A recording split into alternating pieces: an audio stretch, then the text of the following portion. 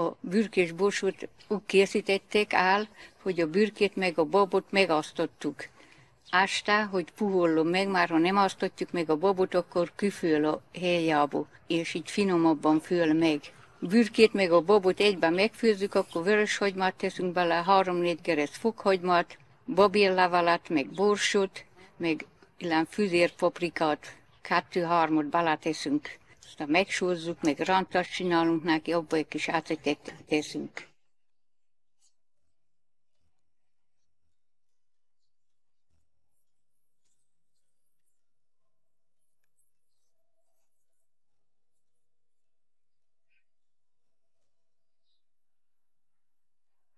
Akkor lehet tudni, hogy megfőtt a baba, mikor már nem zörög a fozékba, hogyan kavárják.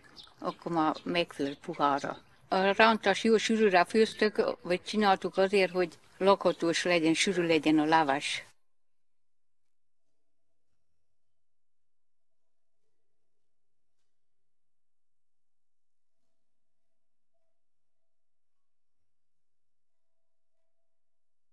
Krumpliprózát úgy csináljuk, hogy leraszáljuk a krumplit, akkor teszünk rá egy kis aludtáját, hogy ne bornuljon meg, még a vöröshagymát zsírt elkészítjek.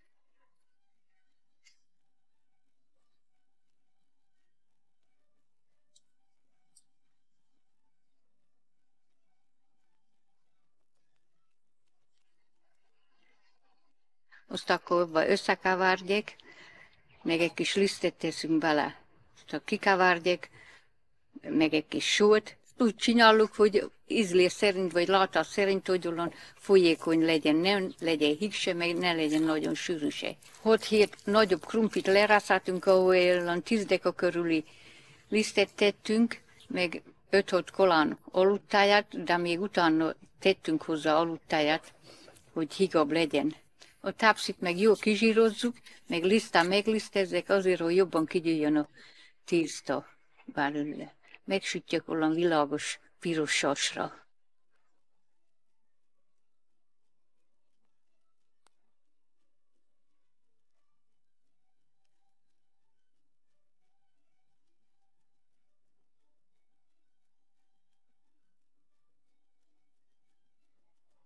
A toros káposzta úgy készül, hogy felrakjuk a hordós káposztát, bele a friss húst, vágunk bele vöröshagymát, de már hogy a káposztában, ami el van rakva, abban benne vannak az ízek, úgyhogy itt már nem nagyon rakunk mást, esetleg aki csípősebbre szereti, annak paprikát. Felöntjük vízzel, és akkor az föl. Nem kevés idő kell, mert meg kell a káposztának föl, és nem olyan, mint a fejes káposzta, hogy hamar elkészüljön, hanem több idő kell ahhoz, hogy megfőjön a hordós káposzta. Hát régen nem is öntöttek paradicsomot se, nagyon-nagyon régen nem öntöttek. Amikor már kezdtünk paradicsomot öntetni, az már egy kicsit módosabb volt, hogy jutott bele paradicsom, csak rántott káposzta volt az. Most úgy készítettük, hogy most paradicsomot is belöntöttük a rántásba, az forrt össze, és akkor úgy öntöttük a kész káposztahoz, aztán úgy újra összeforr, és akkor úgy kész a káposzta.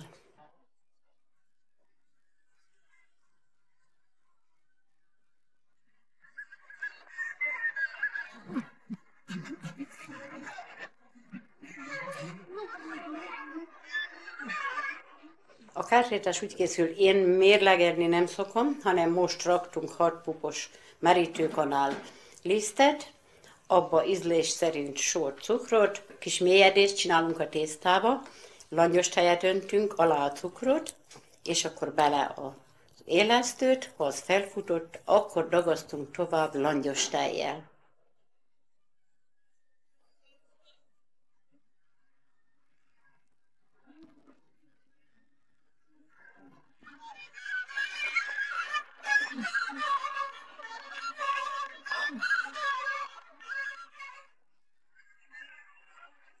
És akkor rakjuk a tojást, amikor már tojás is eldolgoztuk a tésztába, akkor rakunk kis étolajat, és azzal sokat-sokat nagyon finomra kidagasztjuk.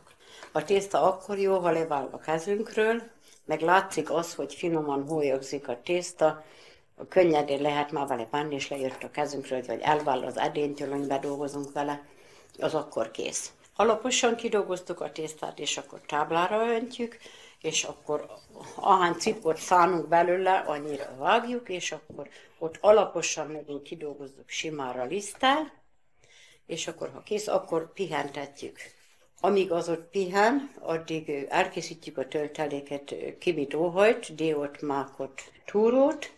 A túrót úgy ízesítjük, hogy cukrot rakunk rá, reszelünk citromhaját, aztán egy tojás sárgáját, csak a sárgáját rakjuk a túróba, és azt is finoman kikeverjük, és úgy már rakhatjuk a rétes tésztára. A mákba tettünk citromot is, vaníliát is, a dióba csak vaníliát megcukroztuk száj ízre. Ha már úgy látjuk, hogy megkelt, akkor kezdjük csinálni.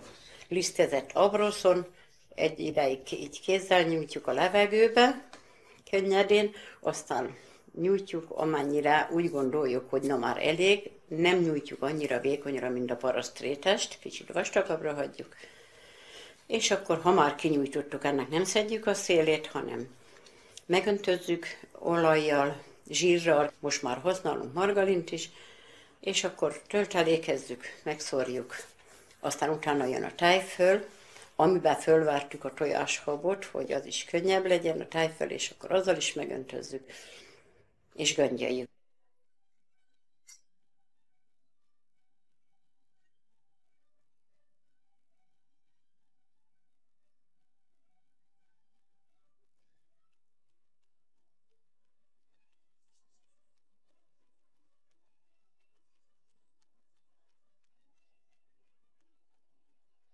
És akkor a tepsibe rakjuk, ott ugyanúgy megint kell egy jó fél órát, aztán sütőben rakás előtt megöntözzük megint tejföllel.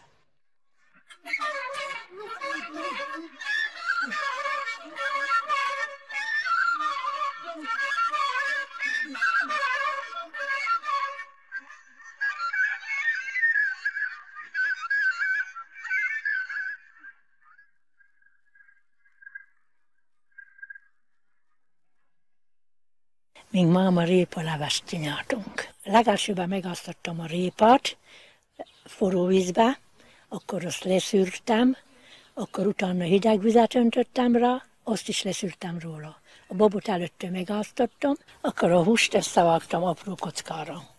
Azt is rátettem a kimosott répára.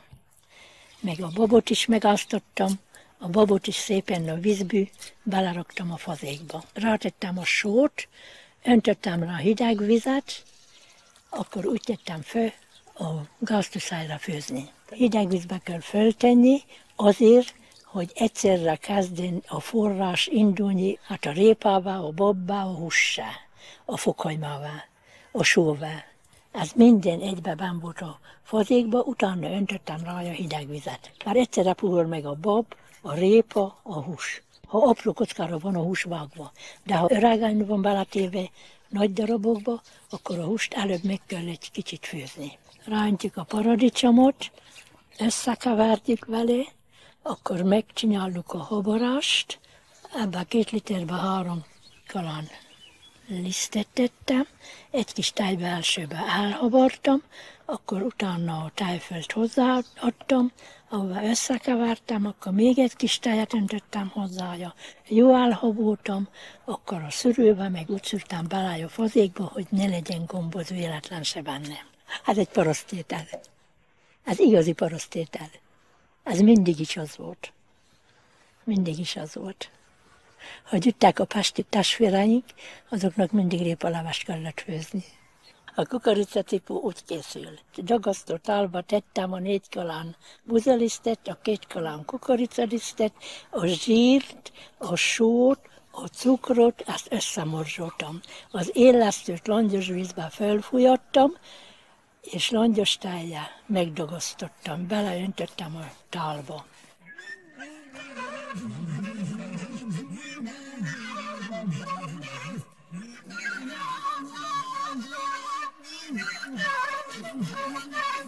És amikor levállott a kezemről a tészta, akkor hagytam benne a tálba, leliszteztem. és letakartam ruhával. Akkor megkett szépen, akkor cipókat formáltam belőle, akkor beletettem zsírozott tepsibe, akkor cukros vízzel lekentem a tetejét, akkor mikor betettem a sütőbe, előtte is lekentem cukros vízbe a tetejét, és úgy tettem be a sütőbe. Azért kell megkenni cukros vízzel a tetejét, hogy egy kicsit fényesebb legyen, és ízletesebb a teteje, ahogyan esszük. Ha valaki akart rá legvárt kenni, az legvárt kent rá, ha valaki csak simán akart tenni, az simán ette.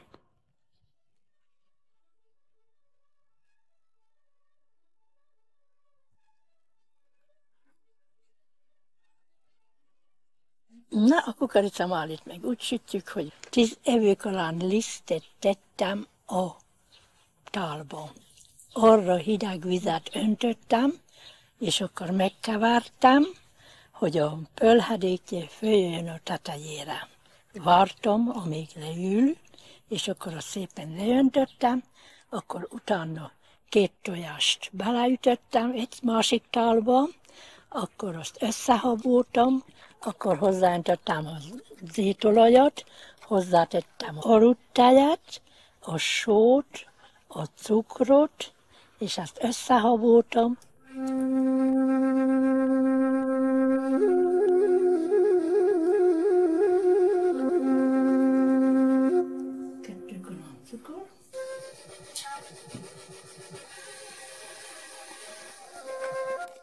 Akkor ráöntöttem a leszűrt lisztre, és abba összekevertem a lisztet, tojást, mindent egyben.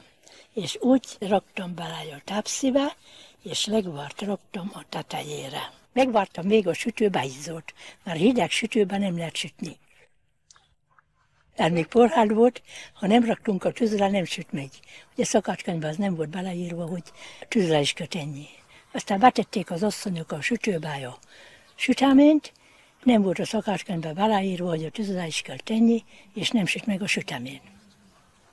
Aztán meghűl, aztán akkor szépen kümetélük, akkor szépen küszedjük, hogy a legvár is egy kicsit tapadjon föl, hogy ne pottyanjon ki belőle. Szoktuk másképp is csinálni. Úgyhogy almát leszettünk a kükevert tésztába. Aztán szépen azt beletettük a tepsibe, de akkor nem raktunk rá legvárt. És az alma megsüt a lepénte, és az nagyon finom volt, úgyis nagyon finom volt. Csináltuk sorsan is, akkor nem tettünk bele semmit se. Akkor se legvárt, se almát, semmit se, akkor csak sima málit csináltunk. De hát az csak tisztán sorsan. De mindig úgy sütöttük, hogy frissen. Hogy frissen, amit csak annyit sütöttünk meg, amit megeszünk egyszer. Mert ugye, ha már meghűl, akkor már nem olyan jó, de frissen azért jó.